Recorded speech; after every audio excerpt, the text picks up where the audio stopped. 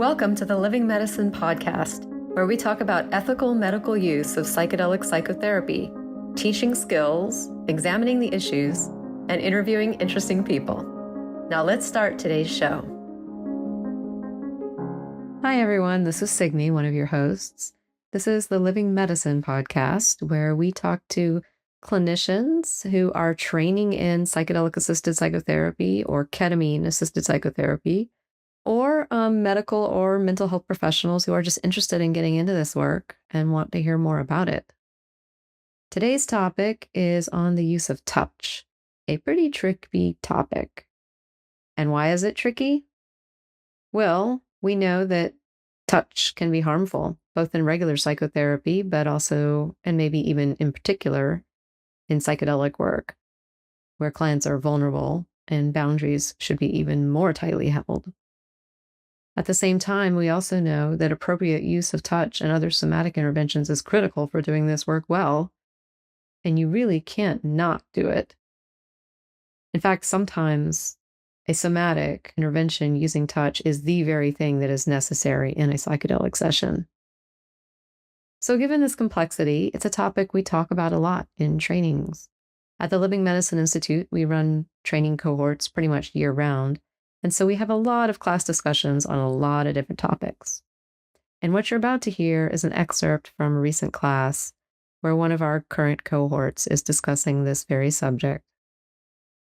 We're using this as an example because we think it's an interesting conversation, and it also gives you a good sense of what these live classes often sound like and the types of discussions that we often have.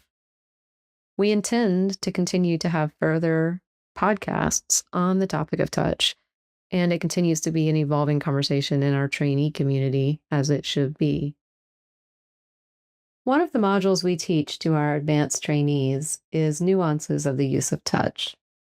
We have a video of a role play of how we discuss touch with a client during the preparation phase, with a lot of nuanced specifics about how that conversation should be held and a demonstration of the use of touch. So at this point in the class, this class has just finished watching that video, and we're moving into a discussion about it. The first voice you will hear is my co-facilitator, Dr. Sandy Newis, and you will also hear my voice frequently during this clip, as well as that of some other trainees, which we have used with their permission. So without further ado, let's listen to this clip, and we'll touch base at the end. Just against the take-home messages, don't shy away from it. It's really powerful. And also don't not do it because you don't know how to do it in the most expert of ways. The biggest issue is consent, placement, pressure, kind of talking it through and managing your own energy as you do. One other thing that's in that video that you do want to do is the consent to say no. That's just creating a language where the person can just kind of like go like that and know that you can release without them having to be a thing. I won't repeat that because it's in the video, but just it's really important because you guys all noticed, all of you have already, a lot of you have experienced when you're in a session, you're caretaking your sitter or your peers and you're like, I don't want to upset them. Are they bored? Are they annoyed? Are they? So clients do that. They don't want to like upset the therapist or do it wrong or say the wrong thing. So if you've got your hand on their shoulder and it's bothering them, they don't want to, even if they're altered, they're going to feel like so you really have to front load that permission. So if you don't know what I'm talking about, rewatch that video. Don't leave that part out. I won't repeat it, I guess. Can I add something to that, Yes. Signi? So when I talk about the consent, when I talk about touch, because sometimes words escape us when we're on the client side, and I just do a little spiel on how I'm really asking them to not worry about taking care of me, that this is their time. And if they just want to, they don't have to be polite. I make that really clear. So this is not, my ego is at the door. I leave it out there. And so if they just want to move my hand or release that's all well and good. They don't have to say like, could you please remove your hand from my shoulder? Like they can also just be like, that. We can practice that as well, because sometimes the words don't come and don't need to come in that way. Yeah. That reminds me, like one helpful phrase that I've said is like, I'm happy if you shrug me off, because that means you're tracking yourself accurately. Like I'm usually like, good, she's paying attention to what she needs right now. Like I say that kind of thing to the person. Yeah. Yeah, I think that's good. There's a piece with distance from the core that's not in the video that Sandy and I usually want to name, which is that obviously there's a lot of this is knowing your client, right? Like some of what we modeled in that video was like being the most careful for people who are coming in with trauma, especially when you don't know them yet and so on. If you've been working with someone for a while and you have a total different rapport with them, then obviously you're going to be able to lean into touching them more spontaneously and all that because you know them and you have that relationship. But when you are bringing someone in from the beginning, you want to model that you're doing all those things carefully. So obviously, like how long you've known them makes a difference in how casual or how like intuitive you get with the touch while still being ethical, right? And you know that they know you well enough that they'll communicate with you correctly about it, so you don't have to worry that that's not happening. So there's a piece there. I wanted to name a gender piece. Some of you, like those of you who are guys, there's this gendered piece around trauma and touch with women that is layered. That goes for both genders with both genders. It's not a male therapist, female client thing. It goes with all the combinations, but there is statistically a lot more of that. And also, it was surprising to me when I started doing this work. I think I'd be interested, Sandy, in your take on this one too. How many people wanted contact from him as a team member in the room, a male. Yeah, that happened in retreat this Saturday with Maima. Yeah. It's so don't assume that like sometimes the presence of a strong masculine touch is exactly actually what is being wanted, male, female or not, in the client.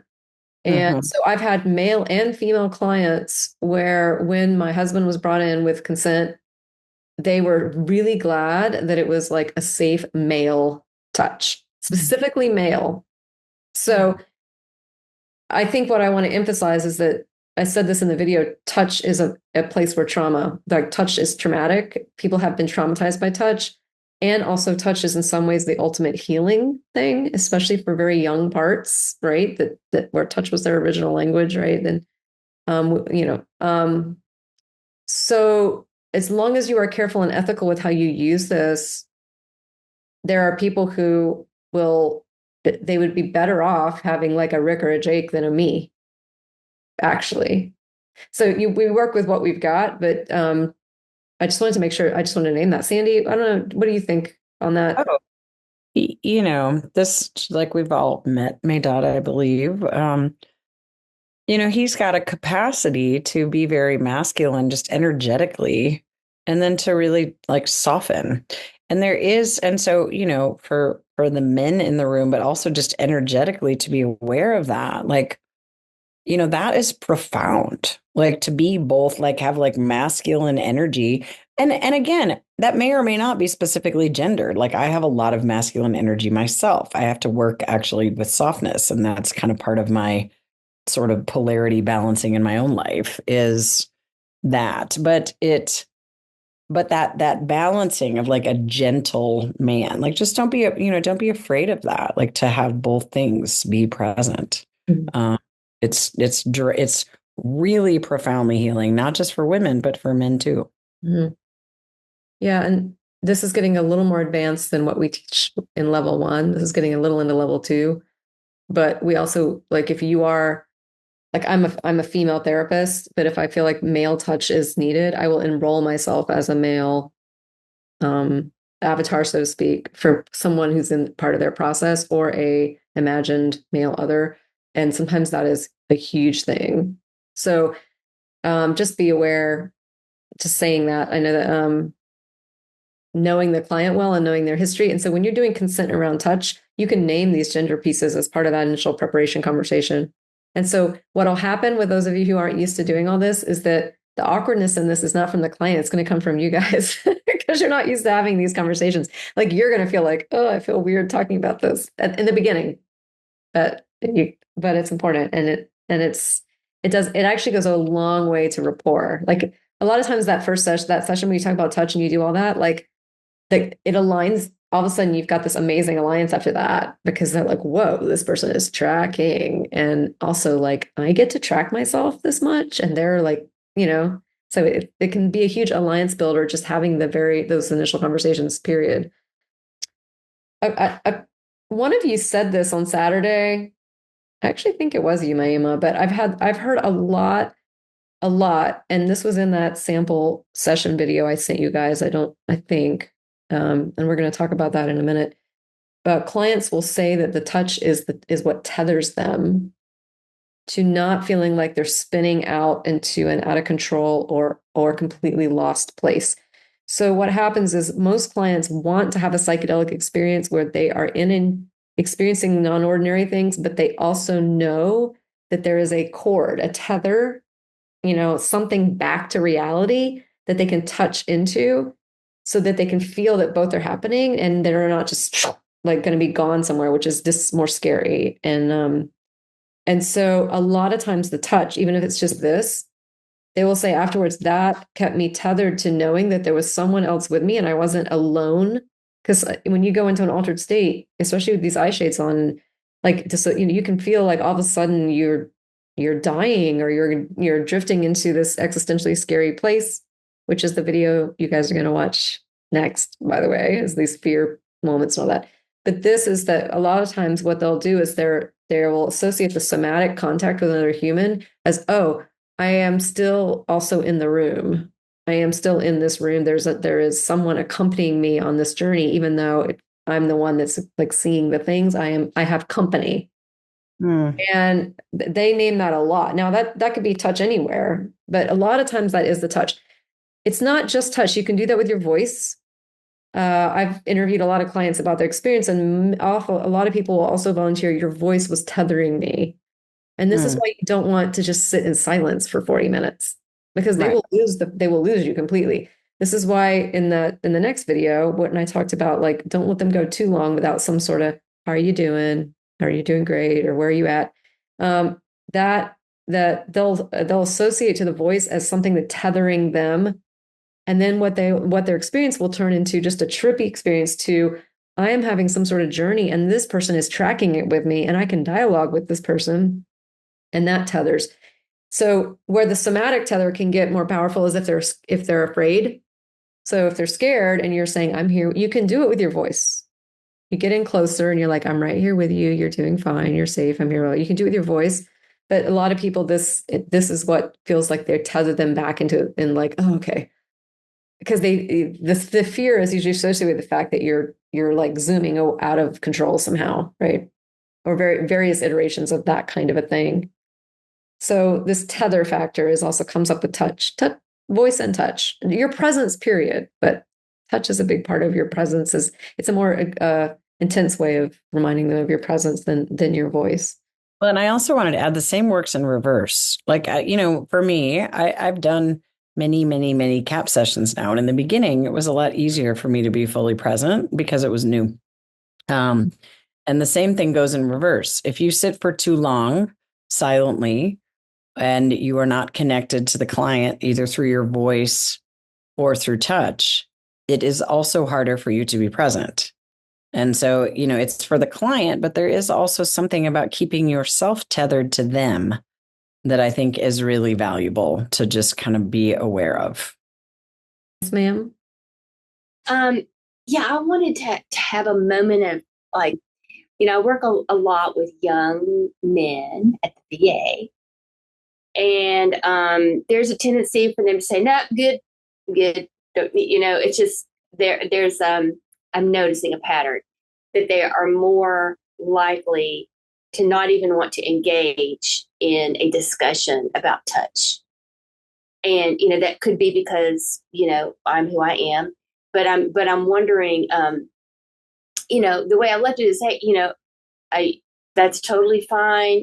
If at some point you feel like you want to revisit this or renegotiate this, I'm here for that. But it also feels like it feels awkward for me to ask, hey, is this something you want to revisit? It feels like they should be the one in the conversation. Yeah, and these are vets, right? You're working with? Yeah. So this is kind of relevant for Rick and Jake's population too, in a way. And for a lot of us are going to see clients that, well, okay, so there's a couple of tricks. I mean, some of this may not be actually what you're asking, but one thing that's actually interesting is that the word touch itself is kind of a tricky word.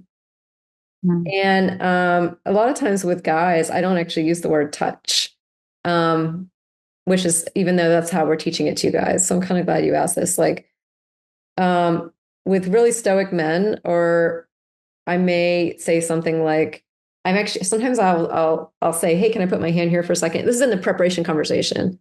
And I'll say, can I put my hand here for a second on your shoulder? And I'll say, sometimes when we're in the like, if you're going through something that's kind of intense, I may support you by doing this. Is that okay? So I've just said that without using the word touch, which sounds touchy-feely. And also, I don't know. So I don't know. These are like subtle language things, but sometimes I just avoid touch and say, can I support you by putting my hand here? And it tends to be a little firmer and not like, so I'll say support you this way instead. But this gets into the one thing that this raises that I was going to comment on already is none of you have asked the sort of question, which is what happens if they don't want touch, and then when they get in the session, they do, because they go into, say, a younger part. So you have this stoic guy, and he's like, no, I'm not into that. And then under session, he turns into like a scared 6-year-old boy who clearly is afraid and needs some sort of like reassurance or something, right? And then that that's what you should do, but you've contracted not to. Different people in the psychedelic profession and Sandy and I's kind of world fall differently on that. There are some people who will say, in that moment, I would kind of break the agreed contract. I teach not to, because I just feel like that's a slippery slope. But there are people who disagree with me who are really good people. So you can sit with your own sort of ethics around that. I think if you're going to err on the side of caution, you would say, okay, so we won't use touch. And then you just don't use touch with those guys. And what will happen is if in a session it comes up that they could have used it and you didn't do it, then in integration, you need to kind of like bring it up and be like, hey, there was that one part where you were remembering being 6 years old and all that. And sometimes it's really helpful. Like, think about a 6-year-old kid. It's helpful to have support, like someone supporting you when you're 6. And so if that happens again next time, what if we just did this or something? You can do it that way. There are also ways of using touch without touching. So this is techniques for people who say they don't want to be touched, which is not most of my clients, but probably sounds like most of yours. So one of those is like literally like so you can do things like have the blanket over them. You do this with consent. You say, okay, we're not touching you, but I'm going to, I wish I had a video of this because I use this one fairly often. You have the blanket that's on them anyway. It helps to have 2 people, but even with one person and without touching them, you just put you pull the blanket down to the sides of them really hard. Basically what you're doing is putting pressure on their whole body with the blanket. And then you're cueing them with your words to say that, like, this blanket is the holding of the whatever. Like, say, it depends on what you're working with. Say you're working with a trauma memory of like an abandonment. So you'd say this is the blanket of like this blanket on you is the touch of me supporting you. You kind of plant that in verbally. So this may be getting a little more advanced for this course, but that's a way that you can do it. And I can maybe demo that at some point. And I also use visualization where I will say, visualize that I'm holding your hand. The imagination can do a ton. So I'll say, like, I'm not going to hold your hand, but I'm sitting, I will usually get in, if you're in the session and they need touch and you've contracted not to do it, usually I scoot up a lot closer. So I'm talking to them from a few inches away. I get really close to them, like face to face in a way. So I'm talking really like into their ears and I'm saying, I want you to imagine that I'm holding your hand, or it could be the other, like that your father is holding your hand or that your mother is holding your hand. And so they know it's imagination, but it gives them permission to visualize it. And then I will say, tell me when you feel it. Because they have a huge capacity to manifest like a sense experience in the psychedelic state. And they will often say, yeah, I feel it. And then what you've just done is allow them to feel touched without you actually literally touching them. So that works under the medicine. It's hard to explain in preparation, but I've done both those things, and then I haven't violated my agreement that I wouldn't touch them. And then usually, of course, in integration, you want to be like, hey, that whole thing happened. What do we want to do if it happens again? Kind of thing. That's also one of the advantages of doing a series. I mentioned I typically don't do less than 3, and I think Yale has also moved in that direction with a new client. And so in a series, somebody might say that they don't want touch in the beginning, and then you can revisit it. Another thing that I do that is important to note is, again, it's extremely different. Like my phrase is their meat and fruit. Like it's extremely different to just do, medicine alone versus a bunch of preparation, a solid relationship, teaching and working with consent around touch prior to the medicine than just suddenly putting hands on in the medicine when you don't have all that. And the third piece is that, it's also okay if you're just like, I think, and this again, Signi said, whatever your kind of ethics are around this, and knowing your client is important. If you have, boundary violations around touch, you probably wouldn't want to do this. But, if you're sitting there and the person, just really, you're like, I'm really feeling like I, really want to put my hand on your arm right now in order to blank, or I'll have somebody put their own hand on their heart. And then I'll say, is it okay with you if I put mine on top of yours? Which is what I typically do the first time anyway. If I think if you're really, if you're really transparent about it, just know that you're, it's loaded, right? Because it could also be really, really jarring and disruptive and not feel good to them. So it's loaded, but there are those are, both of those things you said reminded me of other things to say. So I'm glad. One is never touch somebody just out of the blue, like with no context or interaction. Like if I'm doing this, I always say, I'm going to put my hand on your chest and I look for the nod or, because that will scare people. And also you could re-traumatize something that you don't even know that they're carrying. So I think you guys don't need to hear that, but I hadn't actually said it. But the thing Sandy said about letting them use their own hand is actually a really good in-between technique. Like I feel pressure in my chest, put your own hand there. And then the step up between that and you touching it is what she said, where they put their hand and you put your hand on top of their hand. So if you have someone in preparation who really doesn't want touch, and they're like, I don't want you to touch me, you can introduce that as an option. You'd be like, well, if something comes up where I feel like a somatic intervention would help, what if I just cue you or invite you to put your own hand on your chest? And then if I put mine on top of yours, how does that feel? And you can practice that in preparation too. That's kind of a buffered version, but I forgot that's a good one. I'm glad you named that. And then you can also put weight on people with various objects that aren't you. Like we have a weighted stuffed animal thing in the clinic. Like it's got one of those like weighted blankets, but it's like a big beanbaggy thing. So I mean, there you can get creative. I think one thing I just want to say again, because we have first responder and vet clients in this cohort, is maybe avoid the word touch, period. We just taught it to you as consent around touch. I would take touch out of your vocabulary. Because think about the phrase, I'm going to touch you, how loaded and weird that is for all of us, right? There's actually a lot of trigger words like that for that particular community that they just don't respond well to. I bet. Like the idea of I'm going to touch you has been traumatized for most people. So when we talk, this is actually something that we should say more often. And I might even change that video a little to include this. Consent around touch is a term that like a therapist to therapist term. Like we're teaching you guys, hey, consent around touch. But really, I don't talk to clients that way. I don't necessarily say, we're going to talk about consent around touch now. Maybe if it's a woman or the vibe or the rapport is there, I will. But for someone where that whole term is loaded, I would substitute talking about like somatic support, language it that way, and avoid, and then if you're working with anyone who has trauma, which is everyone, so be aware, but obviously there's degrees of this.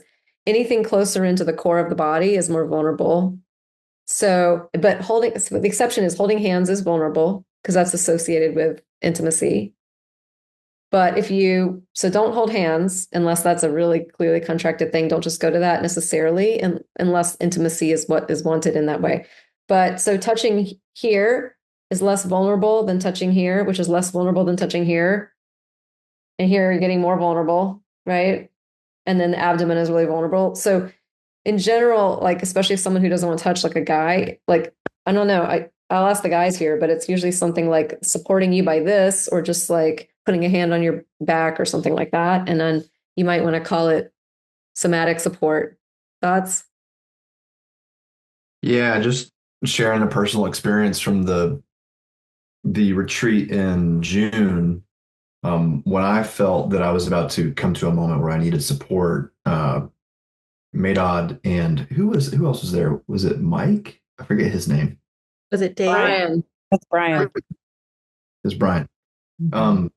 Brian came over and, put about 30 pounds of pressure on my chest, and Madod grabbed my hand, and it was something that I needed. That right there is something that I needed because, and I've had a lot of time to think about this. I think it has a lot to do with, being a veteran. There's that like kind of brotherhood camaraderie, like I'm going to help you, feeling. And that brought me right back to that feeling. And, I do that a lot with specifically my cops. Man, I really only see cops in my practice.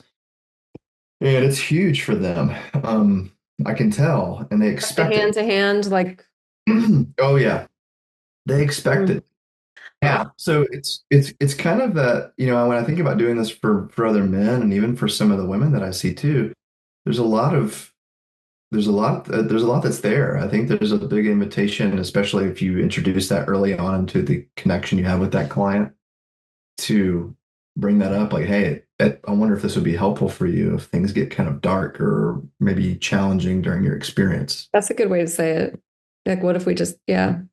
Like, so this is a good, I love that you're saying this, because this is a great example of know your clients, like know your population. And you guys do that already, and know your population. So you would know how to language this better than I would with your kind of clients. And it's also a reminder that there's so much talk in the therapy community and in the broader culture about touch as trauma, right? We're in this big moment in our culture around how we traumatize each other with touch, especially around sexual touch and so on, right? So I think that we have collectively been overly scared off of it.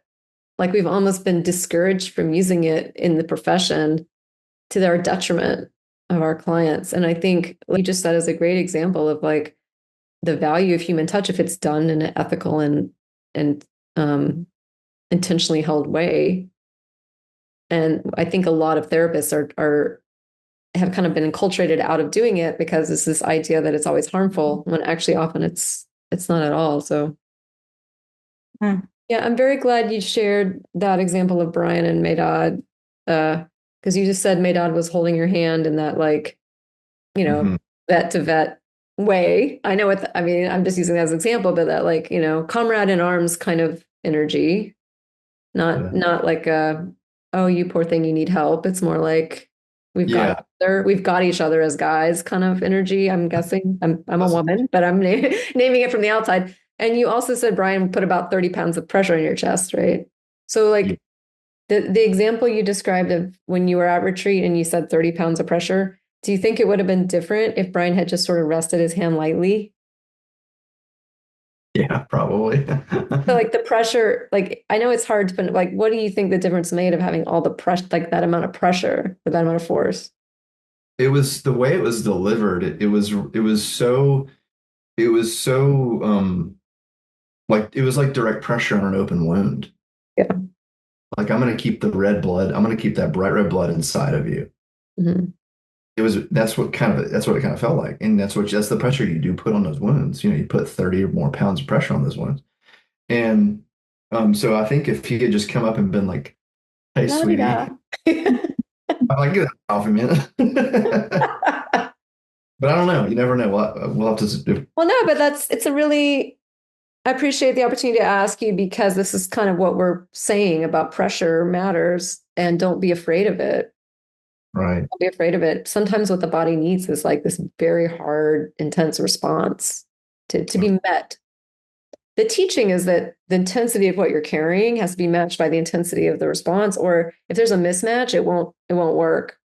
Like if you're carrying something really intense and someone's just like this, it's like it won't, right? You have to know that they can push back against it. So there's a lot that could be said on this, and it's super fascinating. And I encourage all of you guys to ask about it in your mentoring times, or just we can talk more about it in future gatherings as things come up. I do want to take about 5 minutes real quick to talk about a few other content pieces, and then we want to move into kind of closing.